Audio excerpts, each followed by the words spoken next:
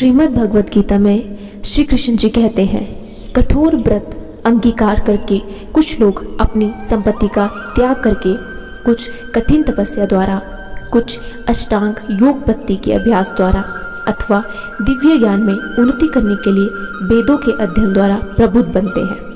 उनका कहने का तात्पर्य है, इन यज्ञों के कई वर्ग किए जा सकते हैं। बहुत से लोग विविध प्रकार के दान पुण्य द्वारा अपनी संपत्ति का यजन करते हैं। भारत में धनाढ्य व्यापारी या राजवंशी अनेक प्रकार की धर्मार्थ संस्थाएं खोल देते हैं, यथा धर्मशाला, अन्न क्षेत्र, अतिथिशाला, अनाथालय तथा विद्यापीठ। अन्य देशों में भी अनेक अस्पताल, बूढ़ों के लिए आश्रम तथा गरीबों को भोजन, शिक्षा तथा चिकित्सा की सुविधाएं प्रदान करने के दातत्व संस्थान है। ये सब दान कर्म द्रव्यमय यज्ञ हैं। अन्य लोग जीवन में उन्नति करने अथवा उच्च लोकों में जाने के लिए चंद्रयान तथा चातुर्मास्य जैसे विविध तप करते हैं। इन विधियों के अंतर्गत कतिपय कठोर नियमों के अधीन कठिन व्रत करने होते हैं। उदाहरण के लिए चातुर्मास्य व्रत रखने वाला वर्ष के 4 महीनों में जुलाई से अक्टूबर तक बाल नहीं कटाता, न ही कतिपय खाद्य वस्तुएं खाता है और न दिन में 2 बार खाता है, न निवास स्थान छोड़कर कहीं जाता है। जीवन के सुखों का ऐसा परित्याग तपोमय यज्ञ कहलाता है। कुछ लोग ऐसे भी हैं जो अनेक योग पद्धतियों का अनुसरण करते हैं, यथा पतंजलि पद्धति अथवा हठ योग या अष्टांग योग। कुछ लोग समस्त तीर्थ स्थानों की यात्रा करते हैं। ये सारे अनुष्ठान योग यज्ञ कहलाते हैं, जो भौतिक जगत में किसी सिद्धि विशेष के लिए किए जाते हैं। कुछ लोग ऐसे हैं जो विभिन्न वैदिक साहित्य यथा उपनिषद तथा वेदांत सूत्र या सांख्य दर्शन के अध्ययन में अपना ध्यान लगाते हैं। इसे स्वाध्याय यज्ञ कहा जाता है। ये सारे योगी विभिन्न प्रकार के यज्ञों में लगे रहते हैं और उच्च जीवन की तलाश में रहते हैं, किंतु कृष्ण भावनामृत इनके पृथक है, क्योंकि यह परमेश्वर की प्रत्यक्ष सेवा है। इसे उपयुक्त किसी भी यज्ञ से प्राप्त नहीं किया जा सकता, अपितु भगवान तथा उनके प्रामाणिक भक्तों की कृपा से ही प्राप्त किया जा सकता है। फलतः कृष्ण भावनामृत दिव्य है।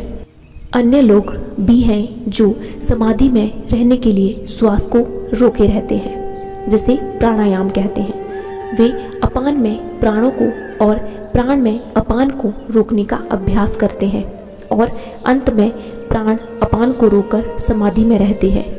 अन्य योगी कम भोजन करके प्राण की प्राण में ही आहुति देते हैं। श्वास को रोकने की योग विधि प्राणायाम कहलाती है। प्रारंभ में हठ योग की विविध आसनों की सहायता से इसका अभ्यास किया जाता है। ये सारी विधियां इंद्रियों को वश में करने तथा आत्म साक्षात्कार की प्रगति के लिए संतुलित की जाती हैं। इस विधि में शरीर के भीतर वायु को रोका जाता है, जिससे वायु की गति की दिशा उलट सके। अपान वायु निम्नगामी है और प्राण वायु ऊर्ध्वगामी है। प्राणायाम में योगी विपरीत दिशा में श्वास लेने का तब तक अभ्यास करता है जब तक दोनों वायु उदासीन होकर पूरक अर्थात सम नहीं हो जाती। जब अपान वायु को प्राण वायु में अर्पित कर दिया जाता है तो इसे रेचक कहते हैं। जब प्राण तथा अपान वायुओं को पूर्णतया रोक दिया जाता है तो इसे कुंभक योग कहते हैं। कुंभक योगाभ्यास द्वारा मनुष्य आत्म सिद्धि के लिए जीवन अवधि बढ़ा सकता है। बुद्धिमान योगी एक ही जीवन काल में सिद्धि प्राप्त करने का इच्छुक रहता है, वह दूसरे जीवन की प्रतीक्षा नहीं करता। कुंभक योग के अभ्यास से योगी जीवन अवधि को अनेक वर्षों के लिए बढ़ा सकता है, किंतु भगवान की दिव्य प्रेमा भक्ति में स्थित रहने के कारण कृष्ण भावना भावित मनुष्य स्वतः इंद्रियों का जितेंद्रिय बन जाता है। उसकी इंद्रियां कृष्ण की सेवा में तत्पर रहने के कारण अन्य किसी कार्य में प्रवृत्त होने का अवसर ही नहीं पाती। फलतः जीवन के अंत में उसे स्वतः भगवान कृष्ण के दिव्य पद पर स्थानांतरित कर दिया जाता है। अतः वह दीर्घजीवी बनने का प्रयत्न नहीं करता, वह तुरंत मोक्ष पद को प्राप्त कर लेता है, जैसा कि भगवत गीता में कहा गया है, माम च योग व्याधिचारेण भक्ति योगेन सेवते स गुणा समतीतयातान ब्रह्म भुआय कल्पते।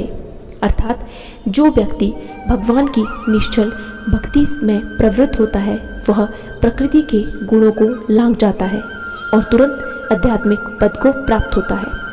कृष्ण भावना भावित व्यक्ति दिव्य अवस्था से प्रारंभ करता है और निरंतर उसी चेतना में रहता है, अतः उसका पतन नहीं होता। अंततः वह भगवान धाम को जाता है। कृष्ण प्रसादम को ही खाते रहने से स्वतः कम खाने की आदत पड़ जाती है।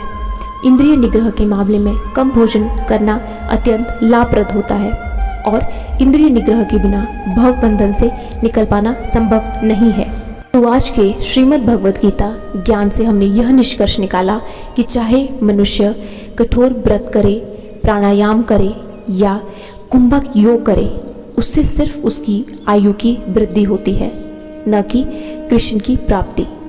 तो हमें कृष्ण भावनामृत तभी ग्रहण होता है जब हम कृष्ण नाम का जप करते हैं। राधे राधे।